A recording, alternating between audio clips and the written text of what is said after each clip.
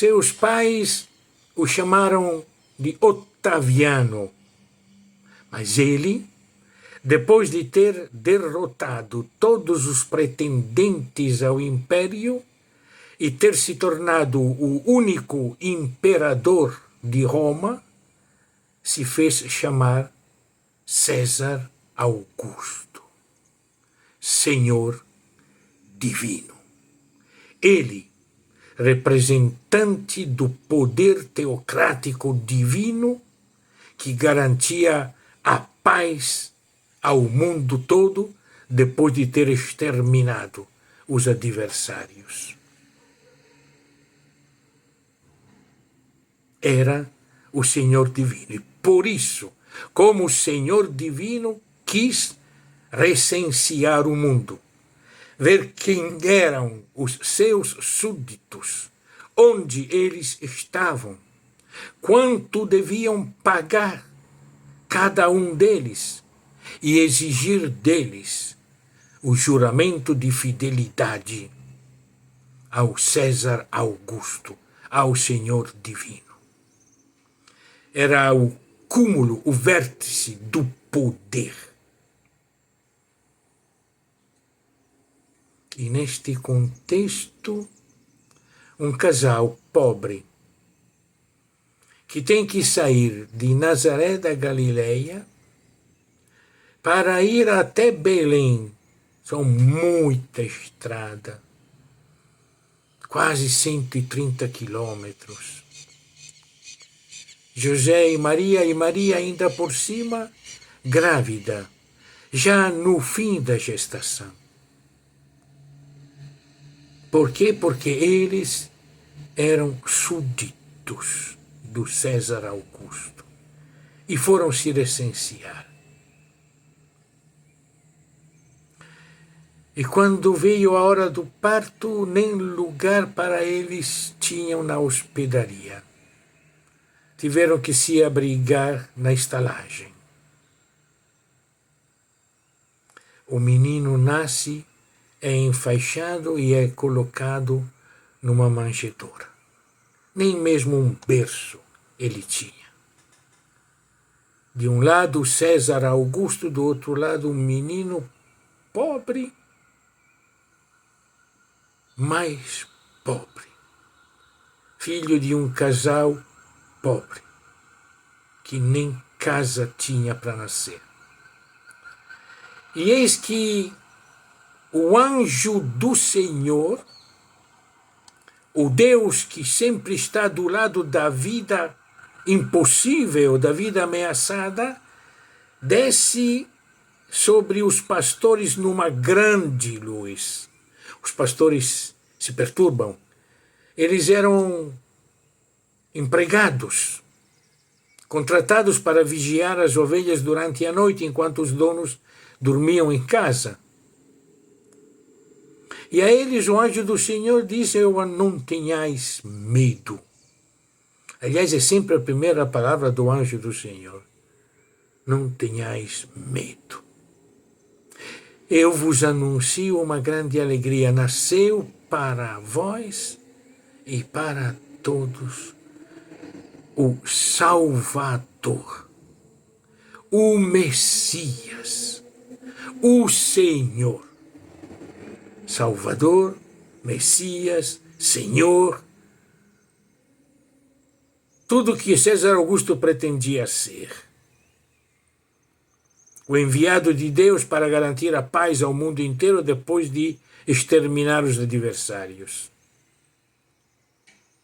E uma multidão dos exércitos celestiais descem cantando glória a Deus e paz para os homens. A paz não é a paz do império. É a paz que vem deste menino que é o mais fraco, o mais indefenso. Os pastores correm dizer isso. Contam a Maria que o anjo falou para eles que aquele menino era o Salvador, era o Messias, era o Senhor. E Maria guardou tudo isso no seu coração. As comunidades de Lucas continuam guardando isso. 80 anos depois, quando já se sucederam 7 ou 8 imperadores, foram sucessões feitas de violência, feita de astúcias, de enganos, de golpe de Estado, como aquele que deu Vespasiano, o pai de Tito, que era o imperador do tempo de Lucas, aquele mesmo imperador que destruiu Jerusalém. Lucas e suas comadres sabiam o que era o império dos Césares e são obrigados a guardar no coração quem é verdadeiramente o Salvador, o ungido, o Messias, o Senhor. É por isso que, alguns anos depois, quando João vai escrever seu evangelho, estou fazendo um conjunto dos 3 evangelhos dominicais, deste domingo de Natal. Nos diz que este menino é o Verbo de Deus que se fez carne.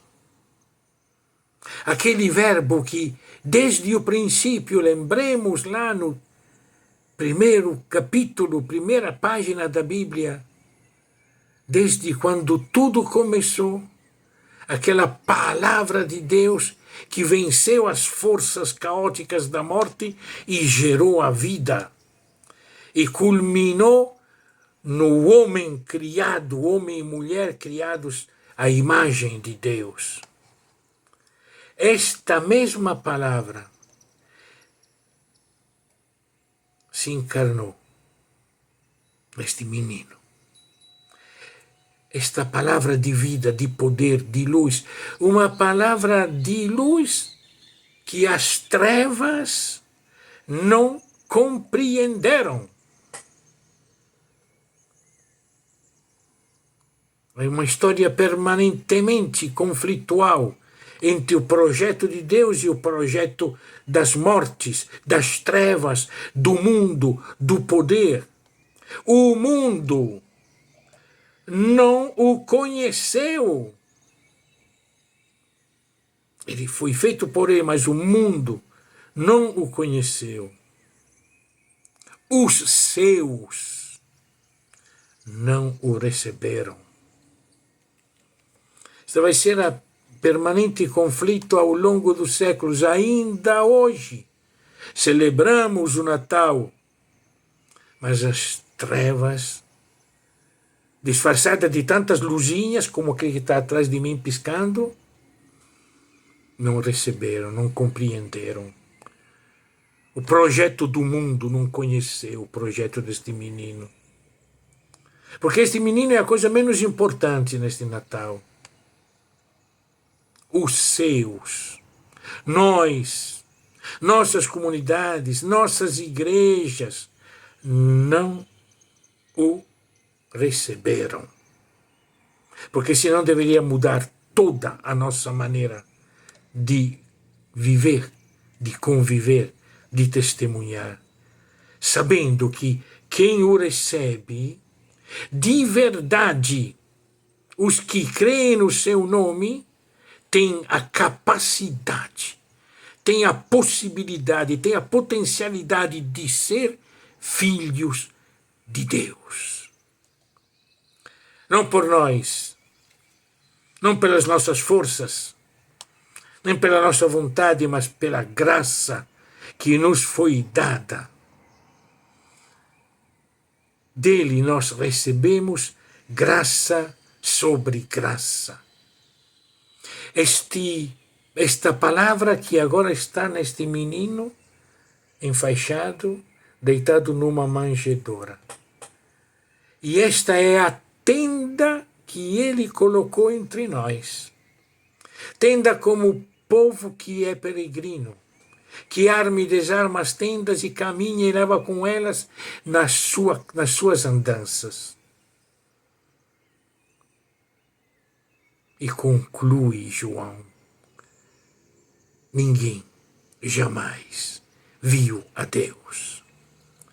O Filho unigênito, que está no regaço do Pai, ele o manifestou, ele o explicou, ele o fez conhecido, ele o revelou. Não tem outro Deus que não seja esse menino. No menino deitado na manjedoura está o Pai, o Filho e o Espírito Santo. É o nosso Deus. E é bonito quando João chama de filho unigênito, diferente de Paulo, que chamava Jesus de filho primogênito de uma grande multidão. João chama de unigênito. Então, como é que nós somos filhos de Deus se tem o unigênito? Mas porque Deus teve um único parto, gerou o seu filho, e nele todas e todos nós, nesta única geração de Deus, fazemos parte do unigênito. É grandioso esse mistério. Por isso que o mesmo João vai nos dizer que aquele Deus que nós tocamos, que nós vimos, que nós ouvimos, aquele que ele nos explicou, nos manifestou, esse Deus se chama amor. Deus é amor. Por quê? Porque nisso se manifestou o amor de Deus para conosco, que Deus enviou seu Filho unigênito ao mundo para que todos nós, por ele, tenhamos vida. Deu o unigênito para que todos tivéssemos a mesma vida. E conclui assim, muito bonito. Amados, se Deus assim nos amou, também nós devemos nos amar uns aos outros. Ninguém jamais viu a Deus. Repete a mesma coisa que disse no fim do primeiro capítulo. Ninguém jamais viu a Deus, o Filho unigênito que está no regaço do Pai o revelou. E agora diz, ninguém jamais viu a Deus. Se nos amamos uns aos outros, Deus vive em nós e em nós o amor dele é perfeito. Ninguém jamais viu a Deus. O rosto de Deus é Jesus. O rosto de Deus é o nosso rosto, quando nós nos amamos uns aos outros. Somos a revelação divina. Não tem outro Deus que não seja Jesus, que não seja nós, que nos amamos como Jesus nos amou, como o Pai em Jesus nos amou e nos deu o seu Espírito. Este é o nosso Natal. E neste Natal, eu queria, a nome também de Ana Maria, agradecer pelo amor imenso que vocês nos manifestaram neste ano. Vocês choraram conosco, vocês rezaram conosco, vocês nos abraçaram, vocês estiveram perto, vocês, todas e todos, para nós foram a revelação do rosto de Deus. Deus, para nós, tem o rosto de todas e todos vocês que nos abraçaram com tanto afeto, com tanto carinho. E queremos ser para vós esse rosto tímido, humilde de Deus, porque nós também amamos todas e todos vocês. Um Natal de vida, de graça e de verdade.